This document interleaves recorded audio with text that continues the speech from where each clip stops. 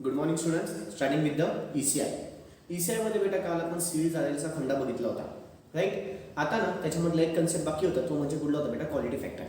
कुठला फंडा होता? Quality factor. काय असतं quality factor? Quality factor is defined as the ratio. It is the ratio of energy stored per cycle to the energy loss per cycle. Energy loss म्हणजेच energy dissipated असतं बेटा, ठीक आहे.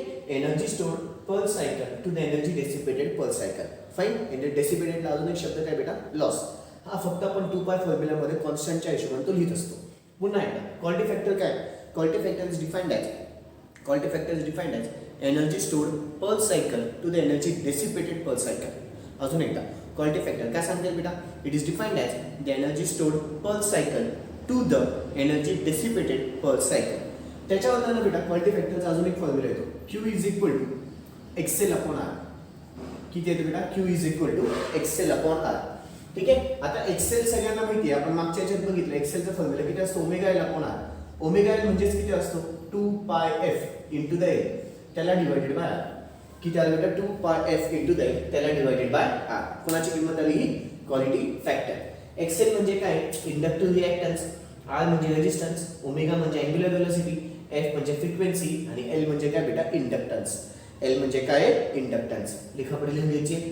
चलो क्वालिटी फॅक्टर हेडिंग टाका. Quality factor heading टाका बच्चों. Quality factor heading टाका. Quality factor. चलो quality factor is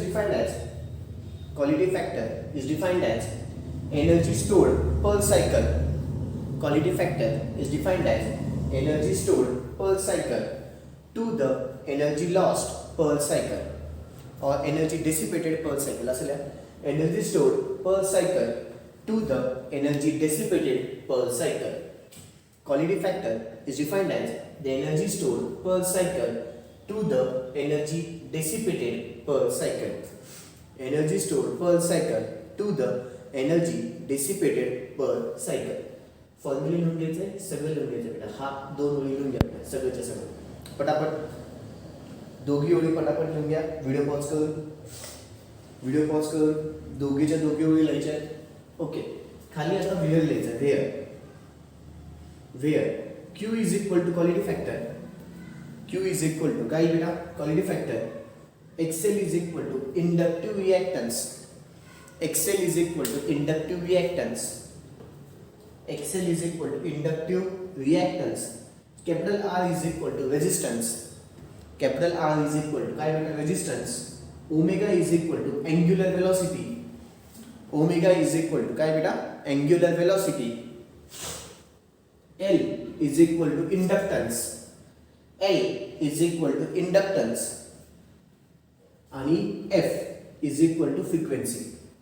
F is equal to काय बेटा? फ्रिक्वेन्सी. ठीक आहे. आता जर युनिट बद्दल बघू. क्वालिटी फॅक्टरचं युनिट युनिटलेस. का बरं युनिटलेस? कोणी सांगता येईल? याचं युनिट काय असतं? ओहम आहे. याचं पण युनिट ओहम आहे. ओहम एकमेकांना काय म्हणजे बेटा? कॅन्सल. एक्सेलचं युनिट काय आलं? ओहम. रेजिस्टन्सचं युनिट काय आहे? ओहम. ओमेगाचं युनिट काय आहे? रेडियन पर सेकंड. ठीक आहे. एलचं युनिट काय आहे? हेनरी. आणि फ्रिक्वेन्सीचं युनिट काय बेटा? हर्ट्ज. फ्रिक्वेन्सीचं युनिट काय बेटा? हर्ट्ज. प्रत्येकाचे युनिट्स ब्रॅकेटमध्ये लिहून घ्या. प्रत्येकाचे युनिट ब्रॅकेटमध्ये लिहून घ्या. प्रत्येकाचे युनिट्स ब्रॅकेटमध्ये लिहून घ्या. ओके. झालं बेटा? फाईन. आता माझा पुढचा अतिशय महत्त्वाचा फंडा चालू होईल, तो म्हणजे याचे सम्स आहे. तो म्हणजे याचे काय बेटा? सम्स. ठीक आहे. सम्स चालू करण्याच्या आधी आपल्याला सगळ्याच्या सगळे फॉर्म्युले बघायचे जे आपले ऑलरेडी झालेले आहेत. ठीक आहे. जे आपले ऑलरेडी झालेले आहेत बेटा. सगळे फॉर्म्युले झालेले आहेत. काय फॉर्म्युला आहे?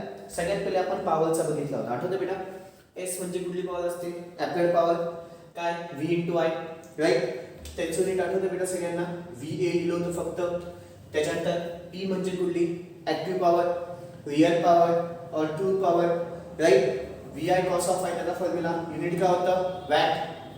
युनिट काय होतं बेटा? वॅट. त्याच्यानंतर Q is equal to VI sine of I. Q is equal to VI sine of I. Unit VAR. Unit काय बेटा? VAR. त्याच्यानंतर ही करंटची इक्वेशन, ही व्होल्टेजची इक्वेशन, राईट. हीच व्होल्टेजची का लिहिली आहे? प्लस फाय का लिहिली आहे? RL चालू आहे बेटा आपलं. कुठला फंडा आहे? RL आहे. करंटची इक्वेशन रेफरन्स म्हणून आली म्हणून ते 0 असतो. 0 लिहायची गरज आहे का? नाही. मग इथे व्होल्टेजच्या इक्वेशन मध्ये किती आलं प्लस वाय. त्याच्यानंतर झेड इज इक्वल टू आपण बघितलं होतं का Z is equal to R plus J XL. हा कुठला फॉर्म झाला रेक्टेंग्युलर फॉर्म पोलर फॉर्म शिकवलंय बेटा आठवतंय ठीक आहे. पोलर फॉर्म मध्ये mod of Z angle phi mod of Z is equal to किती येतो अंडर रूट ऑफ आर चा स्क्वेअर प्लस एक्सेल चा स्क्वेअर आणि फाय इज इक्वल टू मला हे दोन फॉर्म्युले अतिशय महत्त्वाचे बेटा जे की मी खूप वेळेस वापरते ठीक आहे.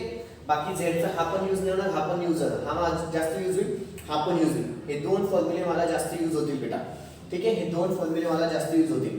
त्याच्यानंतर पुढचा फंडा बेटा कुठला आहे power factor is equal to cos of phi is equal to R upon Z. आता हा ऍक्च्युअली फॉर्म्युला येतो कुठून बेटा तुम्हाला ट्रिग्नोमेट्री मधला कन्सेप्ट माहिती आहे बेटा. कॉस म्हणजे काय असतं ऍडजसेंट अपॉन हायपोटेनस मग cos of phi adjacent R आहे हायपोटेनस किती आहे झेड म्हणून किती आलं आर अपॉन झेड. तसाच मी अजून एक फॉर्म्युला लिहू शकतो तो म्हणजे कुठला आहे बेटा साइन ऑफ फाय काय असतं opposite upon hypotenuse.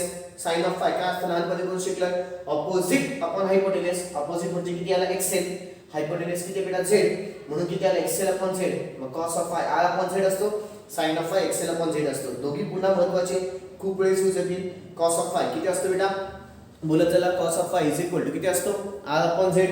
Sine of phi is equal to किती येतो एक्सेल अपॉन झेड.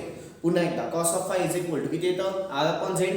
त्याच्यानंतर sine of phi is equal to किती बेटा एक्सेल अपॉन झेड. अजून एकदा cos of phi is equal to किती येतं आर अपॉन झेड आणि sine of phi is equal to किती येतं एक्सेल अपॉन झेड.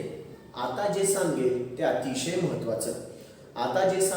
अतिशय महत्त्वाचं ठीक आहे. आय चा formula I is equal to पहिले V upon R V upon XL एक नवीन फॉर्म्युला आलाय तो म्हणजे कुठला आहे बेटा व्ही अपॉन झेड. तो म्हणजे कुठला आहे व्ही अपॉन झेड. नवीन फॉर्म्युला टपकलाय आय इज इक्वल टू किती बेटा व्ही अपॉन झेड. नवीन फॉर्म्युला टपकलाय I is equal to V upon Z. आता हा फॉर्म्युला तुम्हाला आठवत असेल हे I M I R M S I V G हे ऑलरेडी पर्यंत आपण असं बघितलेले सगळे फॉर्म्युले राईट. हा आर आर आर खाली आला तर कोणासाठी असतो प्युअर इंडक्टिव्ह एक्सेल खाली आला तर कोणासाठी प्युअर इंडक्टिव्ह एक्सी असेल तर कोणासाठी प्युअर कॅपॅसिटर. हे सगळे फंडे झालेत बेटा आपले राईट प्युअर याच्या कन्सेप्ट मागच्या चॅप्टर मध्ये. आता माझा ऍडव्हान्स पार्ट होतोय तो म्हणजे खाली बेटा झेड येतो. झेड कधी येतो जसा हा कधी आहे बेटा प्युअर रेजिस्टिव्ह हा कधी आहे प्युअर इंडक्टिव्ह हा कधी आहे प्युअर कॅपॅसिटिव्ह. तुला गणित आधी ओळखावं लागतं की हे गणित कुठल्या टाईपचं आहे प्युअर रेजिस्टिव्ह आहे प्युअर इंडक्टिव्ह आहे प्युअर कॅपॅसिटिव्ह आहे का कॉम्बिनेशन आहे का काय आहे कॉम्बिनेशन आहे. कॉम्बिनेशन असेल तर कंपल्सरी खाली झेडच येणार पक्का. काय बोललो कॉम्बिनेशन असेल तर कंपल्सरी खाली काय येईल बेटा झेडच येईल. कॉम्बिनेशन असेल कॉम्बिनेशन म्हणजे कुठले घेतले बेटा आर एल असू द्या आर सी असू द्या किंवा आर एल सी असू द्या ठीक आहे. कॉम्बिनेशन आलं की खाली 100% काय येतो झेड. हे वाक्य फिट डोक्यात रटून घ्या. बोला कुठलं वाक्य कॉम्बिनेशन आलं की खाली झेड येतो. कॉम्बिनेशन आलं की खाली झेड येतो. तसंच प्युअर रेजिस्टिव्ह असेल तर खाली आर येतो. प्युअर इंडक्टिव्ह असेल तर खाली एक्सेल येतो. प्युअर कॅपॅसिटिव्ह असेल तर खाली एक्सी येतो. कॉम्बिनेशन असेल तर आर एल झेड येतो. कॉम्बिनेशन असेल तर काय येतो खाली झेड येतो. पण झेडचे माझ्याकडे आता हा पहिला फॉर्म्युला येतोय. झेड म्हणजे किती बेटा आर चा स्क्वेअर प्लस एक्सेलचा स्क्वेअर अंडररूटच्या आतमध्ये आर चा स्क्वेअर प्लस एक्सेलचा स्क्वेअर. बरं हे कुठलं चालू आहे माझं सगळं आर एल चालू आहे. कुठलं चालू आहे आर एल. आर सी मध्ये कशामध्ये बेटा आर सी मध्ये माझा झेड बदलेल म्हणजे झेड प्रत्येक वेळेस चेंज होतो. जे बोलतोय अतिशय महत्वाचं आहे वाटल्यास ते सांगून देतो. झेडची किंमत अंडर रूट ऑफ आर चा स्क्वेअर प्लस एक्सेलचा स्क्वेअर होतो. कधी येतो बेटा माहिती का हा जेव्हा तुमचं गणित कशाचं असेल आर एल चं असेल. जेव्हा गणित कशाचं असेल आर एल चं असेल. अजून सांगतो झेडची पुन्हा किंमत माझी काय होऊ शकते अंडर रूट ऑफ आर चा स्क्वेअर प्लस एक्सी चा स्क्वेअर पण होऊ शकतो. कधी होतं बेटा हे माहिती का आर सी असेल तेव्हा इथे खाली काय येईल एक्सी येईल. एक्सेल आता तेव्हा एक्सेल येईल का बेटा नाही येणार. आर एल असेल तर एक्सेल आर सी असेल तर काय एक्सी ठीक आहे. आणि अजून एक Z is equal to under root of R चा square plus X L minus X C ब्रॅकेटचा स्क्वेअर ठीक आहे. हा कधी येतो आर पण आहे, एल पण आहे, सी पण आहे. म्हणजे झेडचे माझ्याकडे एवढे फॉर्म्युले होतात, झेडचे माझ्याकडे एवढे फॉर्म्युले होतात. हा कधी आर एल असेल तर, हा कधी आर सी असेल तर, हा कधी आर एल सी असेल तर. हे पण वरतीच कुठेतरी लिहून घ्या. खूप महत्वाचं बोललो गेलंय, खूप महत्वाचं बोललो गेलंय, खूप महत्वाचं बोललो गेलंय. आता सध्या माझं जे गणित असेल ते फक्त आणि फक्त आर एल चे असतील, म्हणून झेडचा फक्त हा फॉर्म्युला दिसतोय. म्हणून फक्त झेडचा कुठला फॉर्म्युला दिसतो बेटा? अंडर रूट ऑफ आर चा स्क्वेअर प्लस एक्सेल ब्रॅकेटचा स्क्वेअर. ठीक आहे, म्हणून तुम्हाला फक्त आणि फक्त हा फॉर्म्युला दिसतोय, बाकी कुठलाच फॉर्म्युला दिसत नाहीये. ठीक आहे, बरं. त्याच्यानंतर फाय काढायला गेलं तर phi is equal to this divided by this. ठीक आहे, फायची किंमत किती येते? This divided by this. सध्या दिस अपॉन दिस. त्याच्यासाठी फायची किंमत X C upon R. Tan inverse, tan inverse of किती? X C upon R. या झेड साठी फायची किंमत phi is equal to tan inverse of किती? X L minus X C upon R. किती? X L minus X C upon R. म्हणजे तिघं फंडे डोक्यात नीट नीट नीट नीट नीट खोपडीमध्ये घाला, एकदम कॉन्सन्ट्रेशन देऊन खोपडीमध्ये घाला. काय चालू आहे काय नाही. ठीक आहे, पुन्हा एकदा काय सांगितलं? सध्या माझ्याकडे झेड कुठलं बेटा? आर एल आहे. सध्या आर एल चालू आहे म्हणून झेडचा हा फॉर्म्युला टाकतोय. सध्या आर एल चालू आहे म्हणून झेडचा हा फॉर्म्युला टाकेल आणि फायचा हा फॉर्म्युला आहे. आर सी आला तर इथे काय होतं बेटा? X C. इथे पण X C. R L C आलं तर इथे X L minus X C. खाली आपण आला पुन्हा इथे पण X L minus X C येईल. ते गणित आल्यावर त्यावेळेस तर तो फंडा बघू. ठीक आहे, त्याच्यानंतर हे फॉर्म्युले तर तसेच आहे, काही चेंज नाही आहे. पुन्हा इथे सगळीकडे कॉम्बिनेशन असेल तर मॅक्सिमम आता मी हाच फॉर्म्युला यूज करेल. हे इथले फॉर्म्युले वापरणार नाही. का? कारण की माझे गणित आता कोणाचे बेटा? कॉम्बिनेशनचे. पण तुम्ही कन्फ्युज नको व्हायला म्हणून हे सांगितलेलं आहे. आता माझे कॉम्बिनेशनचे गणित चालू झाले. आता माझे कॉम्बिनेशनचे गणित चालू झाले. अजून एकदा, आता माझे कॉम्बिनेशनचे गणित चालू झाले. त्याच्यामुळे कंपल्सरी हेच येतील. त्याच्यामुळे कंपल्सरी हेच फॉर्म्युले येतील. त्याच्यामुळे कंपल्सरी हेच फॉर्म्युले येतील. बाकी कुठलेच फॉर्म्युले येणार नाही. बाकी कुठलेच फॉर्म्युले येणार नाही. त्याच्यानंतर क्यू इज इक्वल टू किती आला बेटा? X L upon R. एक्सेल म्हणजे किती असतो? Omega L which is equal to 2 pi F L. X C is equal to 1 upon omega C म्हणजे 1 अपॉन 2 पाय एफ सी. आणि फ्रिक्वेन्सीचा अजून एक फॉर्म्युला किती? F is equal to 1 upon T. F is equal to किती असतो बेटा? 1 upon T. ठीक आहे, फाईन. ओके, व्हिडिओ पॉज करून सगळेच्या सगळे फॉर्म्युले शांत चित्ताने लिहून घ्यायचे. तिकडचं पण लिहून घ्यायचं असेल तर लिहून घ्या.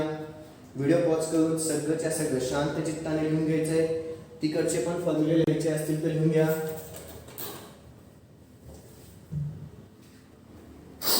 इमेजच्या फॉर्ममध्ये आता सम दिसेल, तेवढं प्लीज सम कॉपी करून घ्यायचंय. आता माझे सम्स चालू होत आहेत. ठीक आहे बच्चा लोक, इमेजच्या फॉर्ममध्ये तुम्हाला आता सम दिसेल, तेवढं प्लीज सम कॉपी करून घ्यायचंय. आता माझे सम्स चालू होत आहेत.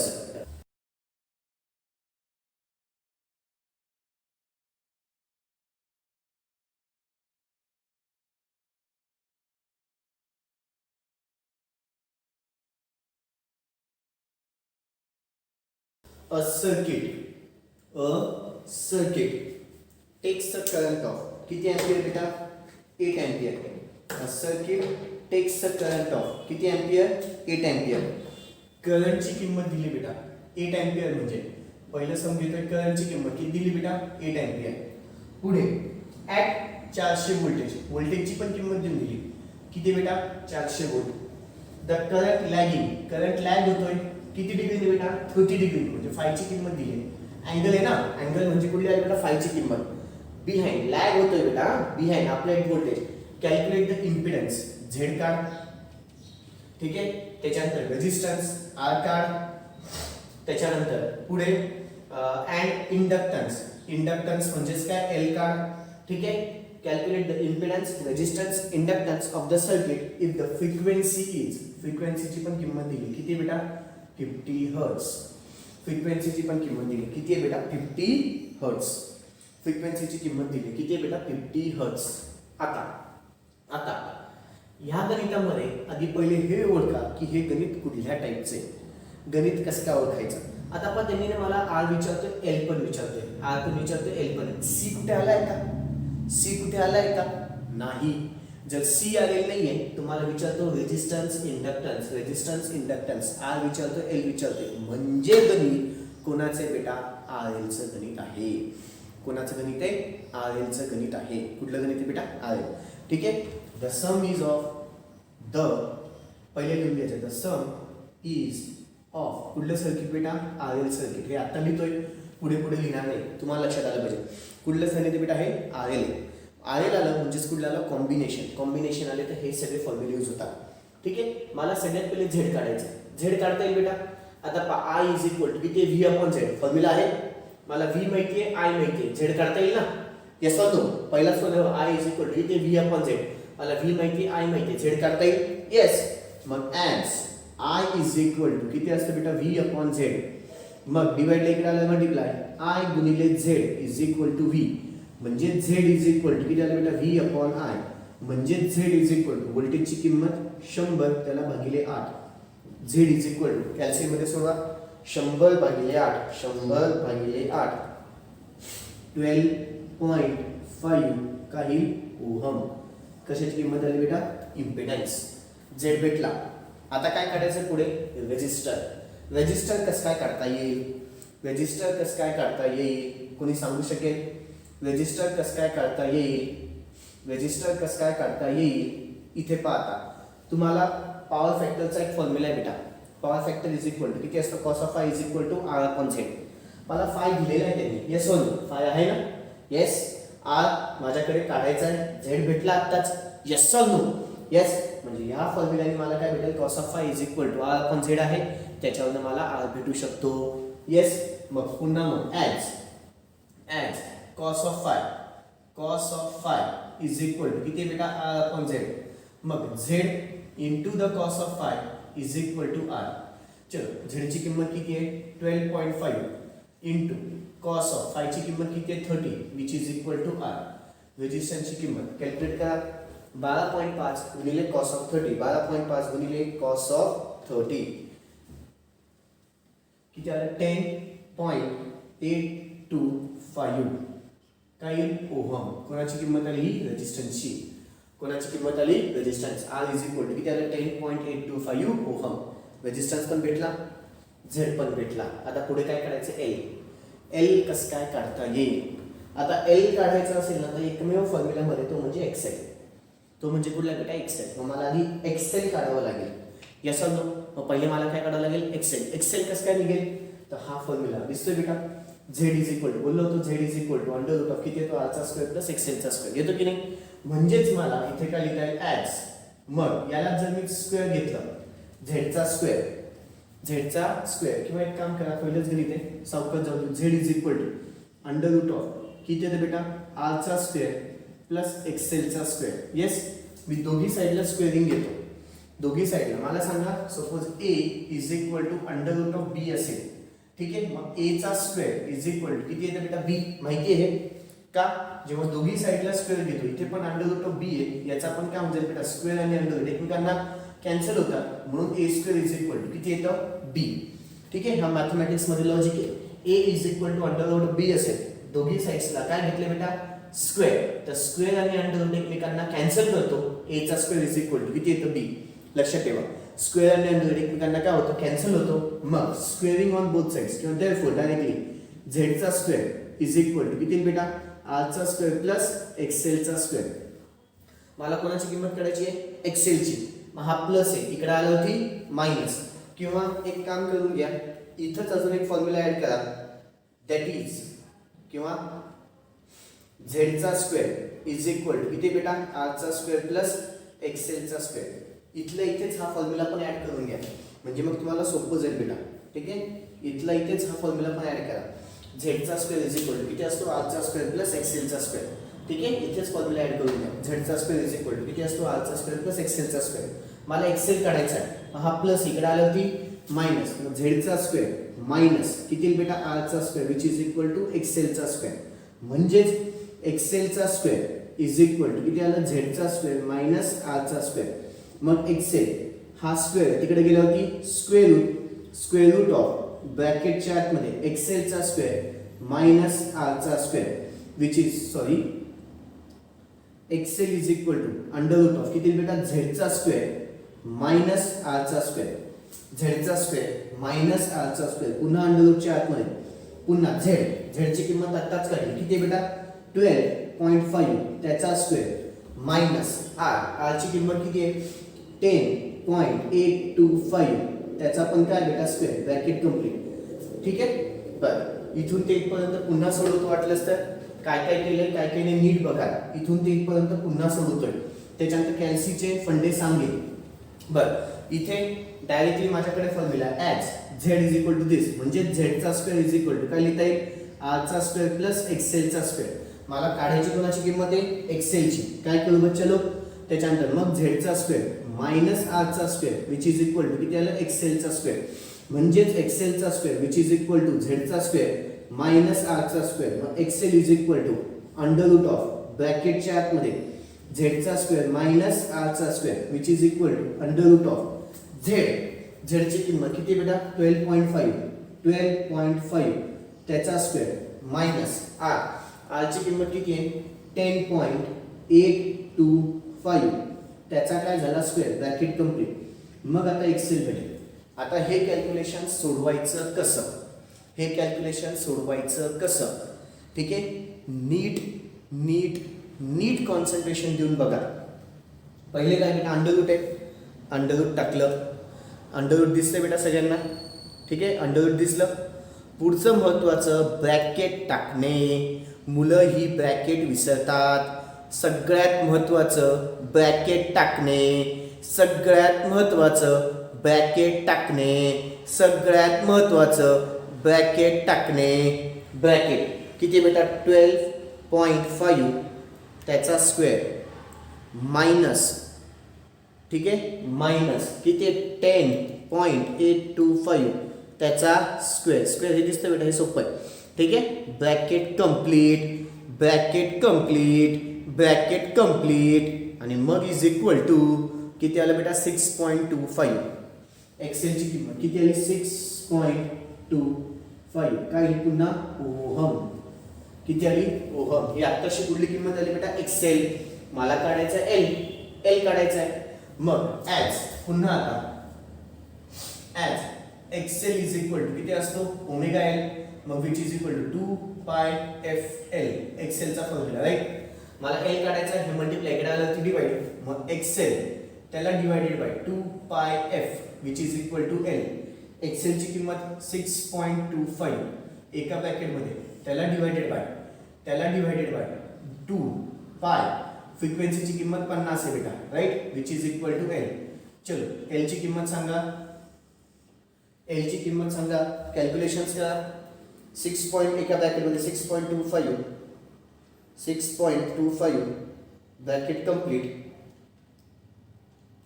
त्याला divided bye 2 pi into L. एलची किंमत 50, एलची किंमत 50, राईट. किती आलं बेटा, 0.019. एलची किंमत किती आहे, 0.019, राईट आहे. 0.019 पुढे काही हेनरी, पुढे काय बेटा, हेनरी. ही कुठली किंमत झाली, एलची. द मोस्ट IMP सम्स आता स्टार्ट झालेले आहेत. कसं केलं, काय केलं, आजच्या दिवस एकच गणित घेतोय, पण हेच गणित 2-3 वेळेस बघाल पण आणि 2-3 वेळेस सोडून पण काढाल. 2-3 वेळेस शांत चित्ताने बघाल पण आणि सोडून पण काढाल बेटा, ठीक आहे. शांत चित्ताने गणित बघायचं पण आणि व्यवस्थित सोडून पण काढायचं. काय केलंय काय नाही, कॅल्क्युलेशन्स व्यवस्थित करा, सगळंच्या सगळं. म्हणजे मग उद्या तुम्हाला गणित सोपे जातील, उद्यापासूनचे गणित सोपे जातील.